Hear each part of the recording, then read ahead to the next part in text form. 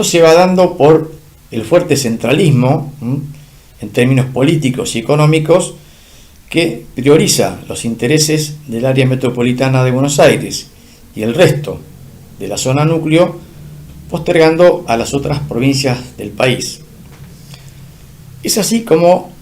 se configura un verdadero imperialismo interno que reproduce una perversa relación centro-periferia y que se verifica a nivel mundial entre los distintos países, pero que se replica al interior de nuestro territorio respecto de lo que podríamos llamar el centro y la periferia. Entonces, ahí vamos a tener diferentes ejemplos muy verificables que se inician en la segunda parte del siglo XIX. Y esto tiene que ver con la instalación de los ferrocarriles y el telégrafo en la Argentina, que va a cubrir una parte del territorio, modernizándolo, agilizándolo en cuanto a transportes y a comunicaciones, pero dejando sin ese beneficio al resto de las provincias. Recordemos que los ferrocarriles fueron, un emprendimiento conjunto de inversiones entre el Estado Nacional y empresas extranjeras que lo que buscaban eran sus propios intereses, es decir, el aprovechamiento de los recursos naturales para obtener materias primas, trasladarlas al puerto de Buenos Aires y de ahí llevarlas hacia sus naciones. Entonces, el diseño de la red ferroviaria es de tipo radial, es decir, que todas las líneas de ferrocarril salen desde Buenos Aires y atraviesan otras provincias, pero esas provincias en un principio no estuvieron conectadas entre sí, sino que su única comunicación era nuevamente el retorno hacia Buenos Aires, que era solamente la gran ciudad, capital federal y principal puerto exportador, y al mismo tiempo por donde entraban las manufacturas y otros insumos. Es así que ya tenemos ahí un desequilibrio,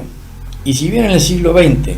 los ferrocarriles se nacionalizan con la expectativa de modernizarlos y ampliarlos, ese objetivo no se logra. Al contrario, hay un estancamiento, hay un retroceso, hay un deterioro que genera cierre de ramales y en la década del 90 finalmente los ferrocarriles son privatizados. Si bien el Estado Nacional luego recupera el manejo, nunca logra actualizar ese retraso que tienen los ferrocarriles y que actualmente marcan la existencia únicamente de 18.000 kilómetros de vías férreas utilizables en buenas condiciones, siendo que nuestro país necesitaría el quíntuple de esa cifra para su extenso territorio.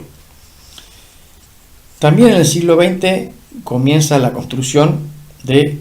rutas nacionales y provinciales, pero respetando la misma prioridad, es decir, el eje Buenos Aires, Rosario y Córdoba capital, con su área de influencia y otra vez postergando al resto de las provincias, con lo cual el desequilibrio pasa a ser mayor. También podemos referirnos a los recursos hidrocarburíferos, es decir, el petróleo y el gas natural, que son trasladados por oleoductos y gasoductos desde Tierra del Fuego hacia Buenos Aires, desde Neuquén hacia Buenos Aires, desde Salta hacia Buenos Aires, siempre para cubrir las necesidades del área metropolitana y la zona núcleo.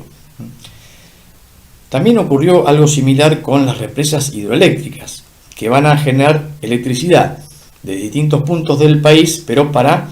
abastecer más que nada a la zona núcleo. Y es el caso de la represa de Salto Grande, la de Yacyretá y el complejo El Chocón, Cerros Colorados, que va a abastecer principalmente de electricidad a la zona núcleo y el área metropolitana de Buenos Aires. Con el agravante que el costo del servicio eléctrico en estas provincias de Río Negro, de Neuquén, de Entre Ríos y de Corrientes es mucho más alto que el que se paga en el área metropolitana de Buenos Aires, lo cual ya no solamente es desigualdad, sino es justicia.